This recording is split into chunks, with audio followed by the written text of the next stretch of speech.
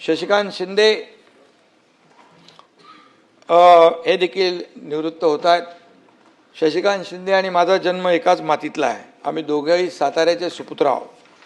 त्या दोघेही शिंदे, त्यामुळे आमचं नातं तसं गावकीचं भावकीचं आहे।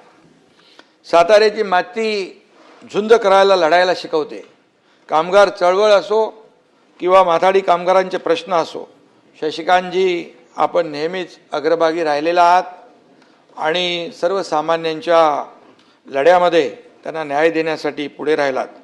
सर्वसामान्यांच्या अडीअडचणी सोडवण्यासाठी जीवाचं रान करणारा गडी अशी तुमची ओळख आहे आणि म्हणून शशिकांतरावासारखा सर्वसामान्यांसाठी भांडणारा नेता या सभागृहाची शान आहे। शशिकांतरावांचं मित्रमंडळ मोठं आहे, त्यामुळे त्यांना मित्र संपदा मंत्री म्हटलं तर वावगं ठरणार नाही। मंत्री होते तुम्ही।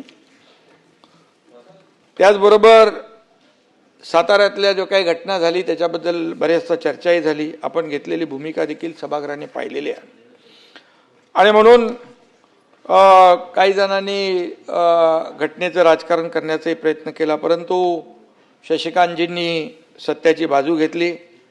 शिंदे किसी से डरते नहीं और मैदान छोड़ के भागते नहीं, हे दाखवलं तुम्ही।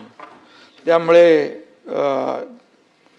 शशिकांतजी एका पक्षाचे प्रदेश अध्यक्ष पण आहेत, त्यामुळे सभागृहात नसला तरी तुमच्या अशी कोणत्या ना कोणत्या कारणाने आपली संबंध येतच राहतील। भावी राजकीय आणि सामाजिक वाटचालीसाठी मी आपल्याला शुभेच्छा देतो। एक शेर बोलतो तुमच्यासाठी। मुसाफिर है हम भी, मुसाफिर हो तुम भी, मुसाफिर है हम भी, मुसाफिर है तुम भी, हर मोड़ पर फिर मुलाकात होती रहेगी।